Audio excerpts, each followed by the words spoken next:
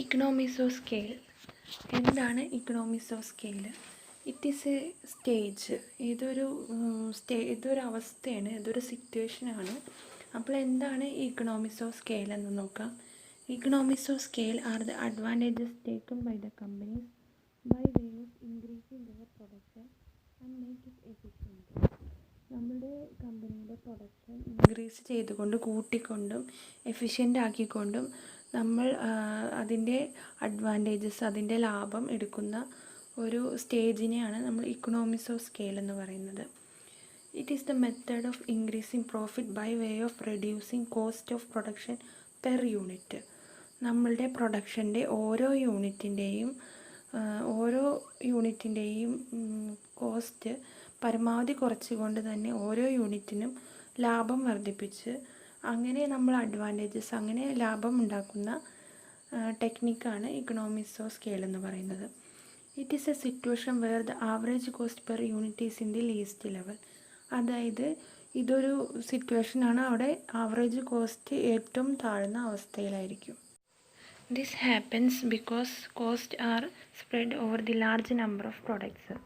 നമുക്കിത് സാധ്യമാകുന്നത് നമ്മളുടെ ടോട്ടൽ കോസ്റ്റ് നമ്മുടെ വർദ്ധിച്ചു വരുന്ന പ്രൊഡക്ട്സിലേക്ക് വീതം വെച്ച് കൊടുക്കുമ്പോഴാണ്. അപ്പോൾ ഒരു പ്രൊഡക്റ്റിൻ്റെ കോസ്റ്റ് കുറഞ്ഞു വരും, നമുക്ക് കുറച്ച് കിട്ടും. It can be attained only in the long run period by way of increase production. അപ്പോൾ നമ്മുടെ പ്രൊഡക്ഷൻ അധികമാകുമ്പോൾ മാത്രമേ നമുക്ക് ഈ പ്രോസസ്സ് സാധ്യമായിട്ടുള്ളൂ. അതുകൊണ്ട് തന്നെ ഇതൊരു ലോങ് റൺ പീരിയഡിലാണ് സാധ്യമാവുകയുള്ളൂ. ഒരുപാട് നാളത്തെ പരിശ്രമത്തിന് ശേഷമാണ് ഇങ്ങനെ ഒരു സ്റ്റേജിലേക്ക് നമുക്ക് എത്താൻ സാധിക്കുകയുള്ളൂ. It is more effective in the large scale of enterprises. അതുപോലെ തന്നെ ഇത് മോർ എഫക്റ്റീവ് ആവുന്നത് ഒരു ലാർജ് സ്കെയിൽ എൻ്റർപ്രൈസിനാണ്. കാരണം അവർക്കാണ് കൂടുതൽ പ്രൊഡക്ഷൻ നിർമ്മിക്കാൻ സാധിക്കുകയുള്ളൂ. അപ്പോൾ അവർക്കാണ് ഇതിൻ്റെ കൂടുതൽ ബെനിഫിറ്റ് എൻജോയ് ചെയ്യാൻ പറ്റുള്ളൂ. It is A micro economic concept. അതുപോലെ തന്നെ ഇതൊരു മൈക്രോ എക്കണോമിക് കൺസെപ്റ്റാണ്. ഇത് ചെറിയ ഒരു ഏരിയയിൽ മാത്രം എഫക്റ്റീവ് ആവുന്ന ഒരു കാര്യമാണ്. ഒരു ഫേമിൽ ഒക്കെയാണ് എഫക്റ്റീവ് ആവുക.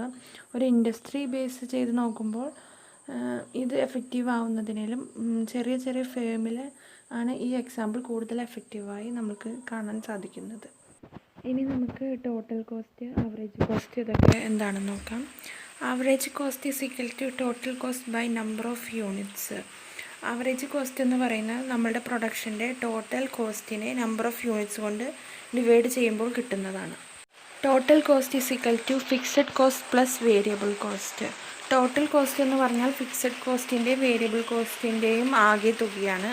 ഫിക്സഡ് കോസ്റ്റ് മീൻസ് നമ്മൾക്ക് സ്ഥിരമായ കോസ്റ്റാണ്, അവിടെ ഒരു ചേഞ്ച് ഉണ്ടാവുകയില്ല. അതായത് നമ്മുടെ ഫാക്ടറി റെൻറ്റ്, ഓഫീസ് റെൻറ്റ് പോലെയുള്ള കാര്യങ്ങൾ, പിന്നെ മെഷീനറി കോസ്റ്റ്, ഫർണിച്ചർ കോസ്റ്റ്. അതായത് നമ്മളുടെ പ്രൊഡക്ഷൻ ചെറുതാണെങ്കിലും പ്രൊഡക്ഷൻ വലുതാണെങ്കിലും ആ എമൗണ്ടിൽ ഒരു വ്യത്യാസവും വരികയില്ല.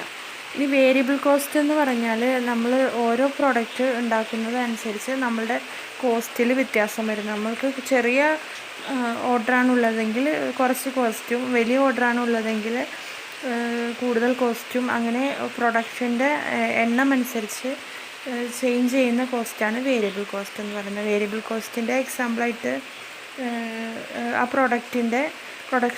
പ്രൊഡക്റ്റ് എന്താണോ അതുമായിട്ട് റിലേറ്റ് ചെയ്ത് കാര്യങ്ങളായിരിക്കും. പിന്നെ പെയിൻറ്റ്, പേന, പേപ്പർ തുടങ്ങി എന്താണ് പ്രൊഡക്റ്റ് അതുമായി ബന്ധപ്പെട്ട് വരുന്നതാണ് വേരിയബിൾ കോസ്റ്റ് എന്ന് പറയുന്നത്. ഇലക്ട്രിസിറ്റി ചാർജ് ഇതെല്ലാം വേരിയബിൾ കോസ്റ്റിൽ പെടുന്നതാണ്. ഇനി നമുക്ക് ചെറിയൊരു എക്സാമ്പിൾ നോക്കാം. Raju starts A ball factory and his first month order was only 100 balls. Suppose his fixed cost is ₹10,000. Includes factory rent, furniture, machinery. അപ്പോൾ ഇതൊക്കെ ഉൾപ്പെടുന്ന രാജിൻ്റെ മാക്സിമം ഫിക്സഡ് കോസ്റ്റ് എന്ന് പറയുന്നത് ഒരു മാസം 10,000 rupees. ആ മാസത്തിൽ തന്നെ അയാൾക്ക് 100 balls മാത്രമാണ് ഓർഡർ ലഭിച്ചിട്ടുള്ളൂ എന്നും വിചാരിക്കുക. And his variable cost per unit is ₹50 each. അയാളുടെ വേരിയബിൾ കോസ്റ്റ് എന്ന് പറഞ്ഞാൽ ഒരു ബോളിന് 50 രൂപ എന്ന കണക്കിനാണ് അയാളുടെ വേരിയബിൾ കോസ്റ്റും വരുന്നത്. വേരിയബിൾ കോസ്റ്റ് ഒന്നേ ഉള്ളൂ എന്നും നമ്മൾ കണക്ക് സങ്കല്പിച്ചിട്ടാണ് ഇവിടെ കണക്ക് കൂട്ടുന്നത്. Then the total cost of A company. അപ്പോൾ കമ്പനിയുടെ ടോട്ടൽ കോസ്റ്റ് ഫിക്സഡ് കോസ്റ്റും വേരിയബിൾ കോസ്റ്റും കൂടി ആഡ് ചെയ്യുമ്പോൾ കിട്ടുന്നത് 15,000 റുപ്പീസാണ്. ഇനി ഈ കമ്പനിയുടെ ആവറേജ് കോസ്റ്റ് നോക്കിയാണ്, അതായത് ഒരു ബോളിന് എത്ര രൂപയാണ് കോസ്റ്റ് ആവുന്നത് എന്ന്. അപ്പോൾ അത് 150 റുപ്പീസാണ് നമുക്ക് ലഭിക്കുന്നത്. സപ്പോസ് അയാൾക്ക് നെക്സ്റ്റ് മന്തിൽ 500 ഓർഡേഴ്സ് കിട്ടിയെന്ന് വിചാരിക്കുക. അപ്പോൾ എന്തായിരിക്കും അയാളുടെ ആവറേജ് കോസ്റ്റ് നോക്കാം. നേരത്തെ അയാളുടെ ഓർഡർ 100 ആയിരുന്നു, ഇപ്പോൾ അയാളുടെ ഓർഡർ കൂടി 500 ആയിട്ടുണ്ട്. അപ്പോൾ അവരുടെ പ്രൊഡക്ഷൻ 100-ൽ നിന്നും 500-ലേക്ക് ഷിഫ്റ്റ് ചെയ്യുകയാണ്. അപ്പോൾ ഒരു ബോളിന് ഇനി എത്ര രൂപയാണ് കോസ്റ്റ് വരുന്നതെന്ന് ചെക്ക് ചെയ്യാം. അപ്പോൾ ആവറേജ് കോസ്റ്റ് നോക്കാം. Fixed cost plus variable total cost വരുന്നത് 35,000 ആണ്.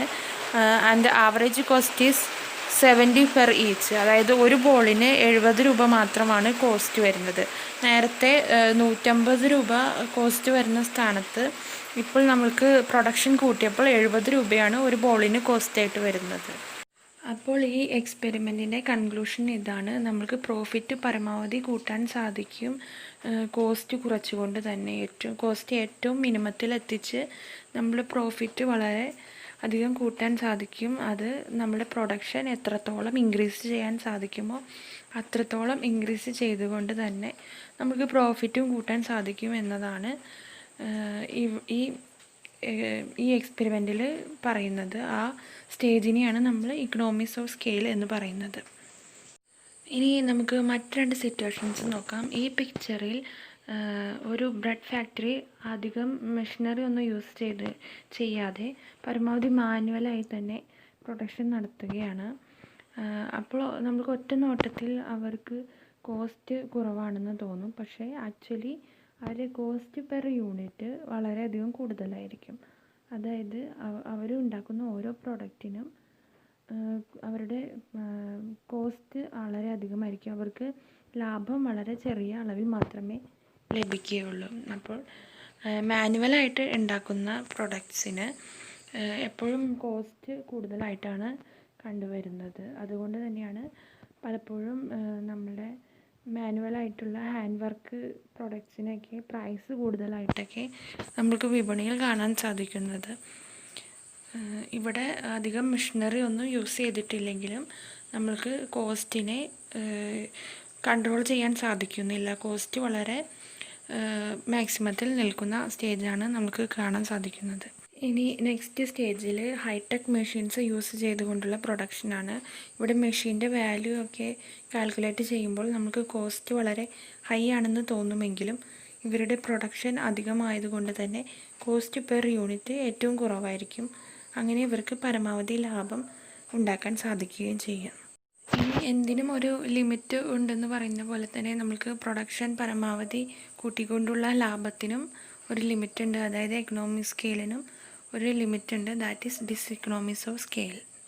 Now, what is diseconomies of scale? It is a stage where you can reduce your cost of production by increasing production, and it may be increased according to your production. Let us check. ഇവിടെ നമുക്ക് നമ്മളുടെ production കൂട്ടിക്കൊണ്ട് നമ്മൾക്ക് ലാഭം ഉണ്ടാക്കാൻ സാധിക്കുകയില്ല. നമ്മളുടെ production കൂടുന്നതിനനുസരിച്ച് നമ്മളുടെ കോസ്റ്റും ഒരുപോലെ കൂടുന്ന ഒരു സ്റ്റേജിനെയാണ് ഡിസെക്കണോമിക്സ് ഓഫ് സ്കെയിൽ എന്ന് പറയുന്നത്. നമ്മൾക്ക് ചെക്ക് ചെയ്യാം, നമുക്ക് ഇത് എങ്ങനെയാണ് സംഭവിക്കുന്നത് എന്ന് നോക്കാം. അപ്പോൾ ഇതാണ് ഇക്കണോമിക്സ് ഓഫ് സ്കെയിലിൻ്റെ ഗ്രാഫ്. അതിൽ എക്സ് ആക്സിസിൽ ഔട്ട്പുട്ട്, വൈ ആക്സിസിൽ കോസ്റ്റ് പെർ യൂണിറ്റ്. ഇനി ഈ യു ഷേപ്പിൽ കാണുന്നതാണ് ലോങ് റൺ ആവറേജ് കോസ്റ്റ്. ഇതിൻ്റെ ഫസ്റ്റ് സ്റ്റേജ് ഇക്കണോമിക്സ് ഓഫ് സ്കെയിലാണ്. അതായത് നമുക്ക് പ്രൊഡക്ഷൻ കൂട്ടിക്കൊണ്ട് ലാഭം ഉണ്ടാക്കാൻ കഴിയുന്ന സ്റ്റേജ്. സെക്കൻഡ് സ്റ്റേജ് നമ്മളുടെ പ്രൊഡക്ഷൻ കൂടുന്നുണ്ട്, പക്ഷേ കോസ്റ്റ് പെർ യൂണിറ്റ് കുറയുന്നില്ല. കോസ്റ്റ് പെർ യൂണിറ്റ് അതേ സെയിം ലെവലിൽ തന്നെ തുടരുന്ന ഒരു സ്റ്റേജാണ് constant return to scale. And third stage is diseconomics of scale. ഡിസെക്കണോമിക്സ് of സ്കെയിലിൽ നമ്മുടെ പ്രൊഡക്ഷൻ കൂടുമ്പോൾ നമ്മളുടെ കോസ്റ്റും അതിനനുസരിച്ച് കൂടിക്കൊണ്ടിരിക്കുന്ന സ്റ്റേജാണ് ഡിസ്ഇക്കണോമീസ് ഓഫ് സ്കെയിൽ എന്ന് പറയുന്നത്. അപ്പോൾ നമുക്കിത് ഓരോ പോയിന്റിലും ഇതിൻ്റെ ഈ യു ഷേപ്പിലെ ഓരോ പോയിന്റും ടെസ്റ്റ് ചെയ്തിട്ട് ഇതെങ്ങനെയാണ് വർക്ക് ചെയ്യുന്നതെന്ന് നോക്കാം. അപ്പോൾ ഇവിടുന്ന് ഈ മുകളിലേക്ക് പോകുന്തോറും കോസ്റ്റ് പെർ യൂണിറ്റ് കൂടുന്ന സ്റ്റേജും ഇവിടെ എക്സ് ആക്സിസിലെ ഔട്ട്പുട്ട് ഇവിടുന്ന് ഇങ്ങോട്ട് പോകുമ്പോൾ ഔട്ട്പുട്ട് കൂടുന്ന സ്റ്റേജ്, അതായത് നമ്മുടെ പ്രൊഡക്ഷൻ കൂടുന്ന ലെവലുമാണ് നമ്മൾ കാണിച്ചിരിക്കുന്നത്. ഇനി ഇക്കണോമീസ് ഓഫ് സ്കെയിൽ, ഇവിടം വരെയുള്ള സ്റ്റേജാണ് economies of scale. Economies of scale നമ്മുടെ പ്രൊഡക്ഷൻ കൂടുമ്പോൾ കോസ്റ്റ് കുറയുന്ന സ്റ്റേജാണ്. അപ്പോൾ നമുക്ക് ചെക്ക് ചെയ്യാം. അപ്പോൾ പോയിൻ്റ് എയിൽ നമ്മളുടെ പ്രൊഡക്ഷൻ കുറവാണ്. അപ്പോൾ കോസ്റ്റ് പെർ യൂണിറ്റ് കണ്ടോ ടോപ്പിലാണ് നിൽക്കുന്നത്. കോസ്റ്റ് പെർ യൂണിറ്റ് ഇവിടെയാണ് നമ്മുടെ നിൽക്കുന്നത്. ഔട്ട്പുട്ട് ഇത്രയേ ഉള്ളൂ, അവിടുന്ന് ഇവിടം വരെ ഔട്ട്പുട്ടുള്ളൂ. ഇത് യോജിപ്പിച്ച് നോക്കുമ്പോൾ ഇനി ബിയിൽ വരുമ്പോൾ കോസ്റ്റ് പെർ യൂണിറ്റ് എയിൽ നിന്നും താഴത്തേക്ക് വന്ന് ഇവിടെ എത്തിയിട്ടുണ്ട് കോസ്റ്റ് പെർ യൂണിറ്റ്. അപ്പോൾ പ്രൊഡക്ഷൻ നമുക്ക് ഇവിടെ നിന്നും കുറച്ചുകൂടി കയറി പോയിന്റിലേക്ക് കിട്ടുന്നതാണ്. ഇനി പോയിൻ്റ് സിയിൽ നമ്മുടെ പ്രൊഡക്ഷൻ ഔട്ട്പുട്ട് കൂടുന്നുണ്ട്. ബിയിൽ നിന്നും ഔട്ട്പുട്ട് ഇത്ര കൂടി കൂടിയിട്ടുണ്ട്. പക്ഷേ നമ്മൾ കോസ്റ്റ് പെർ യൂണിറ്റ് ഈ ഒരു ലെവലിൽ തന്നെ ഇത്രയും ഈ ഒരു ലെവലിൽ തന്നെ പോയിരിക്കുകയാണ് ഇത്രയും. അപ്പോൾ കോസ്റ്റ് പെർ യൂണിറ്റിന് ഒരു ചേഞ്ച് സംഭവിക്കുന്നില്ല, പക്ഷേ ഇവിടെ പ്രൊഡക്ഷൻ ഇങ്ങനെ കൂടിക്കൊണ്ടേ ഇരിക്കുന്നുണ്ട്. ആ ഒരു ലെവലാണ് കോൺസ്റ്റൻറ്റ് റിട്ടേൺ ടു സ്കെയിൽ. അപ്പോൾ പോയിൻ്റ് സിയിൽ നോക്കുമ്പോൾ ഇവിടെ കോസ്റ്റ് പെർ യൂണിറ്റും ഔട്ട്പുട്ട് ഇവിടെയുമാണ്. അതേസമയം ഡിയിൽ നോക്കുമ്പോൾ ഔട്ട്പുട്ട് കൂടിയിട്ടുണ്ട്, എന്നാൽ കോസ്റ്റ് പെർ യൂണിറ്റ് ഈ ഒരു ലെവലിൽ തന്നെ നിൽക്കുകയാണ്. ഇനി തേർഡ് സ്റ്റേജ് ഡിസ്ഇക്കണോമീസ് ഓഫ് സ്കെയിൽ നോക്കാം. ഡിസ്ഇക്കണോമീസ് ഓഫ് സ്കെയിലിൽ പോയിൻ്റ് ഇയിൽ നമ്മളുടെ കോസ്റ്റ് പിന്നെ തിരിച്ച് കയറാൻ തുടങ്ങും. അപ്പോൾ ഇതിൽ നമ്മൾ കോസ്റ്റ് കയറുന്ന സ്റ്റേജാണ് ഇനി വരുന്നത്. പോയിൻ്റ് ഇയിലും എഫിലും കോസ്റ്റ് കയറുകയാണ്. പ്രൊഡക്ഷൻ നമ്മുടെ ഔട്ട്പുട്ട് കൂടുന്നതിനനുസരിച്ചിട്ട് നമ്മളുടെ കോസ്റ്റ് പെർ യൂണിറ്റും ഇങ്ങനെ കയറി വരുന്ന സ്റ്റേജാണ് ഡിസ്ഇക്കണോമീസ് ഓഫ് സ്കെയിൽ. അപ്പോൾ അത് പോയിൻ്റ് ഇയിലും പോയിൻ്റ് എഫിലും നമുക്കത് മനസ്സിലാകും. ഈ പോയിൻ്റ് നോക്കുമ്പോൾ ഇയിലും പിന്നെ ഇയിൽ നിന്നും എഫിലേക്ക് വരുമ്പോൾ കുറച്ചുകൂടി കോസ്റ്റ് കൂടുകയാണ് ചെയ്യുന്നത് പ്രൊഡക്ഷൻ കൂടുന്നതിനനുസരിച്ച്. അപ്പോൾ ഇതാണ് ഡിസ്ഇക്കണോമീസ് ഓഫ് സ്കെയിൽ. അപ്പോൾ ഈ ഡിസ്ഇക്കണോമീസ് ഇൻഡസ്ട്രിയിൽ എങ്ങനെയാണ് വർക്ക് ചെയ്യുന്നതെന്ന് നോക്കാം. അതായത് പ്രൊഡക്ഷൻ കൂടുമ്പോൾ നമ്മളുടെ കോസ്റ്റും അതിൻ്റെ ഒപ്പം കൂടുന്ന സ്റ്റേജാണ് ഡിസ്ഇക്കണോമീസ്. അപ്പോൾ നേരത്തെ പറഞ്ഞ എക്സാമ്പിളിൽ രാജിൻ്റെ ബോൾ ഉണ്ടാക്കുന്നത് പ്രൊഡക്ഷൻ കൂട്ടുമ്പോൾ അയാൾക്ക് അയാളുടെ വർക്കിംഗ് സ്പേസ് പോരാതെ ഒരു സിറ്റുവേഷൻ ഉണ്ടെങ്കിൽ അയാൾ അഡീഷണലായിട്ട് വേറൊരു വർക്കിംഗ് സ്പേസ്, വേറൊരു ഫാക്ടറി എന്തെങ്കിലും എടുക്കേണ്ടതായിട്ട് വരും. അപ്പോൾ എക്സ്ട്രാ വരുന്ന ആ ബിൽഡിങ്ങിൻ്റെ റെൻറ്റ്, അതുപോലെ തന്നെ റോ മെറ്റീരിയൽ തികയാതെ വരുമ്പോൾ പുതിയ സപ്ലയറെ കണ്ടുപിടിക്കണം. അപ്പോൾ ആ സപ്ലയറുടെ കോസ്റ്റ്, പിന്നെ ഒരുപാട് പ്രൊഡക്ഷൻ അധികമാകുമ്പോൾ പുതിയ കസ്റ്റമേഴ്സിനെ കണ്ടുപിടിക്കേണ്ടി വരും. അതിന് വേണ്ടിയിട്ടുള്ള അഡ്വർടൈസ്മെൻറ്റ് ചിലവുകൾ, പുതിയ മാർക്കറ്റ് കണ്ടുപിടിക്കണം. അപ്പോൾ ഇങ്ങനെ നമ്മൾ പ്രൊഡക്ഷൻ ഒരു പരിധി കഴിഞ്ഞ് പോകുമ്പോൾ നമുക്ക് അതിൻ്റെ ഒപ്പം തന്നെ കോസ്റ്റും ഇൻക്രീസ് ചെയ്ത് വരാറും ഉണ്ട്. അങ്ങനത്തെ സിറ്റുവേഷനാണ് ഡിസ്ഇക്കണോമീസ് ഓഫ് സ്കെയിൽ എന്ന് പറയുന്നത്. അപ്പോൾ ഇത്രയുമാണ് economies of scale and diseconomies of scale. അപ്പോൾ ഇത് തമ്മിലുള്ള ഡിഫറൻസ് മനസ്സിലായി എന്ന് വിചാരിക്കുന്നു. Okay, thank U.